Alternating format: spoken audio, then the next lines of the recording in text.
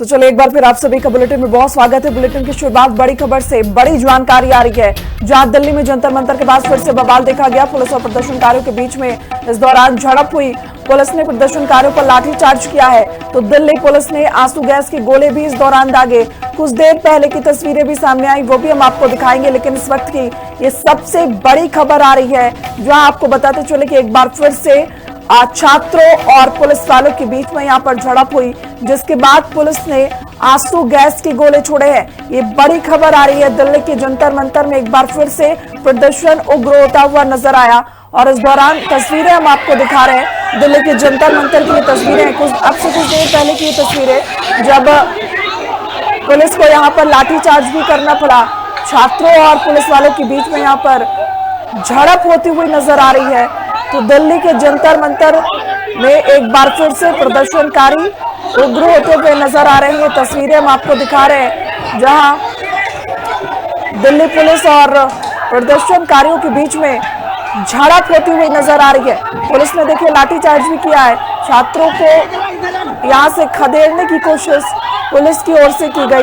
अब से कुछ देर पहले की ये तस्वीरें सीधे जंतर मंतर से आ रही हैं। इस वक्त की सबसे बड़ी अपडेट इस वक्त कि एक बार फिर से जंतर मंतर में स्थिति थोड़ी बिगड़ती हुई नजर आई। हालांकि पुलिस वहां पर लगातार मौजूद है और इसी दौरान देखिए पुलिस और छात्रों के बीच में किस तरीके से झड़प हुई, हाथापाई हुई, जिसके बाद पुलिस ने यहाँ पर लाठीचार्ज किया है। ये तस्वीरें दिखा रही है। छात्र हैं जो कि जंतर मंतर में मौजूद है और उसी दौरान पुलिस वालों के साथ उनकी झड़प, जहां लाठीचार्ज करते हुए पुलिस वाले आपको नजर आ रहे हैं। तो दिल्ली के जंतर मंतर में फिर से भारी बवाल देखा गया। पुलिस और प्रदर्शनकारियों के बीच में झड़प हुई। ये तस्वीरें हम आपको दिखा रहे हैं, दिल्ली के जंतर मंतर की तस्वीरें हैं। देखिए एक बार फिर से फिलहाल स्थिति बेकाबू होती हुई नजर आ रही है। हालांकि पुलिस वहां पर मौजूद है और स्थिति को संभालने के लिए फिलहाल यहाँ पर लाठीचार्ज भी किया गया है छात्रों के ऊपर। ये एक्सक्लूसिव तस्वीरें दिल्ली के जंतर मंतर से। नीट पेपर लीक के खिलाफ जंतर मंतर से एक आवाज उठी है। देश की राजधानी दिल्ली में नारों की गूंज साफ सुनाई दे रही है। शिक्षा मंत्री इस्तीफा दो, धर्मेंद्र प्रधान इस्तीफा दो। देश शिक्षा मंत्री धर्मेंद्र प्रधान ने लाठीचार्ज पर अब चुप्पी तोड़ो जैसे नारे लग रहे हैं। तो कांग्रेस के सिर राजनीति का ठिकरा भी फोड़ दिया। जब हिंदी खबर की टीम ग्राउंड पर उतरी और छात्रों से बातचीत की, तो जमीनी हकीकत कुछ और ही नजर आई। रिपोर्ट देखिए। एक ऐतिहासिक आंदोलन साक्षी बना जंतर मंतर। एजुकेशन की लड़ाई जमकर लाठियां बरसाईं। सदन में सरकार, सड़क पर विपक्ष। पेपर लीक पर महाभारत जबरदस्त। ये अनशन है, युवाओं के हौसले का प्रदर्शन है। एक सच जो आज भारत की तस्वीर दुनिया के सामने पेश कर रहा है। जंतर मंतर से उठी आवाज विकसित भारत के संकल्प के दावों पर पानी फेर रही है।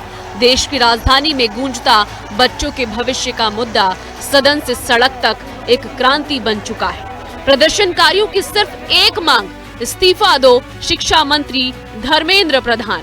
बवाल इतना बढ़ा, दिल्ली की सड़कों पर उतरी पुलिस की ओर से छात्रों पर लाठीचार्ज की तस्वीरें डराने वाली हैं। दिल्ली में सिर्फ एक सवाल गूंज रहा है, कानून सुरक्षा व्यवस्था सरकार की जिम्मेदारी है, लेकिन बेरहमी से बच्चों पर लाठीचार्ज कहां की शाबाशी है। जब सरकार के पास बातचीत का समय नहीं, इस्तीफे पर चर्चा नहीं, तो फिर राजधानी की किलेबंदी कितनी वाजिब है। फटे सिर और चोटिल छात्रों के इस आंदोलन की आवाज बनकर विपक्ष का आना तो लाजमी ही है।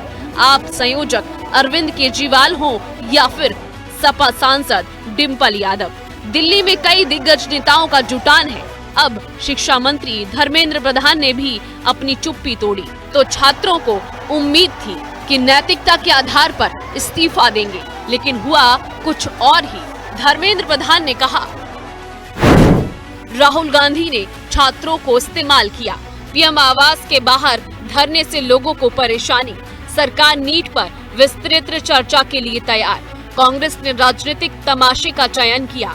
युवाओं की हर जायज चिंता का समाधान करेंगे। हम जवाब, सुधार और जवाबदेही के लिए जिम्मेदार हैं। अब समय था उन छात्रों से सच जानने का जो जंतर मंतर पर बैठे हैं, जो देश के भविष्य की लड़ाई लड़ रहे हैं, पेपर लीक और सिस्टम के खिलाफ हल्ला बोल कर रहे हैं। क्या वाकई विपक्ष सियासी मोहरा बना रहा है या सरकार अपनी जवाबदेही तय करने से बच रही है?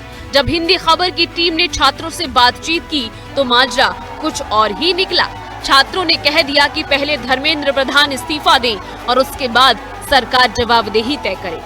गवर्नमेंट है डिक्टेटर की तरह वर्क कर रहा है कम्प्लीटली। दूसरा चीज़ है कि मैं सर यहाँ लगभग 8 साल से यूपीएससी तैयारी कर रहा हूँ, और दूसरा चीज़ है कि इतने दिन तैयारी करने के बाद बहुत कुछ मैंने सीखा उस फील्ड से। तो मैं धर्मेंद्र प्रधान ने ट्वीट किया है कि वो बात करने के लिए, नीट पर चर्चा करने के लिए तैयार है। सर देखिए, ये जो गवर्नमेंट है टोटली डिक्टेटर है, कुछ नहीं करेगी ये। उनका चर्चा करने का कोई वो है ही नहीं। पहले तो चर्चा तो तब होगी जब वो इस्तीफा देंगे, बिल्कुल इस्तीफा देंगे तब चर्चा होती है। ठीक है, बच्चों का भविष्य खराब हो चुका है। नीट का पेपर हो गया, दिल्ली का पुलिस का आपने देखा होगा कैसे स्कैम हुआ था। ठीक है, रेलवे का हो गया। जब तक धर्मेंद्र प्रधान इस्तीफा नहीं देंगे जब तक काम नहीं चलेगा। ठीक है, अब ये लोगों की, अब युवाओं की भीड़ देख रहे हो, कम से कम लाखों आदमी आए, कम से कम बता रहा हूँ मैं हरियाणा से आऊँ, मेरे साथ हजारों की भीड़ आई है। धर्मेंद्र जैसे प्रधान जैसे अनपढ़ गवार जैसे नेता बन जाते हैं। राहुल गांधी को आप बोलते हो सब पप्पू पप्पू, आप देखो मोदी की डिग्री लो, धर्मेंद्र प्रधान की डिग्री लो। राहुल गांधी कहाँ से पढ़े हैं? हार्वर्ड यूनिवर्सिटी से पढ़े हैं, जहाँ पे बच्चों का एडमिशन नहीं होता, मुश्किल से होता है। राहुल गांधी वहाँ से पढ़े हैं। नीट का एग्जाम हुआ, उससे पहले भी कई सारे एग्जाम लीक हुए थे।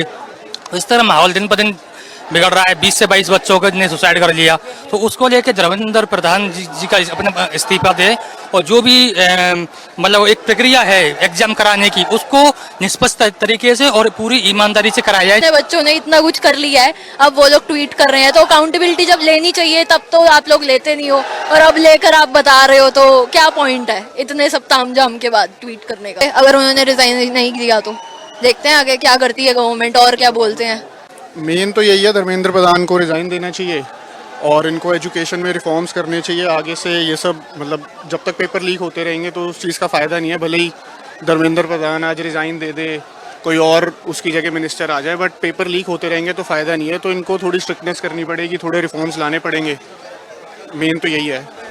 सरकार को और भी बहुत मुद्दे हैं जो यहाँ पे उठे हुए हैं अलग अलग प्रकार के, चाहे वो बेरोजगारी का मान लो, चाहे वो धर्मेंद्र प्रधान का मान लो, चाहे कोई भी चीज़ में सरकार को जिम्मेदारी लेने नहीं आती। यहाँ पे भाजपा सरकार जिम्मेदारी नहीं ले पा रही।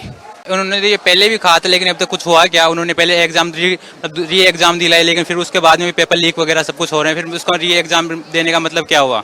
लेने का मुद्दा तो वो सेम रहा, वो दोबारा पेपर लीक हुए, उन्होंने दोबारा जिन्होंने एग्जाम दी उनका डिप्रेशन उल्टा बढ़ा वगैरह सब कुछ हुआ, फिर भी वो सेम प्रोसेस है। और आगे भी मेरे को लगता नहीं कि कुछ सोल्यूशन होगा, ऐसे ही रहेगा। छात्रों का दर्द जब कैमरे पर छलका तो जहन में कई सवाल उठना लाजमी है। देश में लगातार अगर पेपर लीक हो रहे हैं तो जवाबदेही किसकी है? नैतिकता के आधार पर शिक्षा मंत्री धर्मेंद्र प्रधान को चुप्पी तोड़ने में इतना वक्त क्यों लगा? क्या दोषियों पर सख्त कार्रवाई सरकार के लिए काफी है? क्या सिस्टम में रिफॉर्म जरूरी नहीं? मान लो अगर धर्मेंद्र प्रधान का इस्तीफा हो भी गया और उसके बावजूद पेपर लीक हो गया, तो री एग्जाम कराकर युवाओं के भविष्य से जो खिलवाड़ होगा उसकी भरपाई कौन करेगा? दिल्ली से मोहम्मद हबीब के साथ ब्यूरो रिपोर्ट, हिंदी खबर।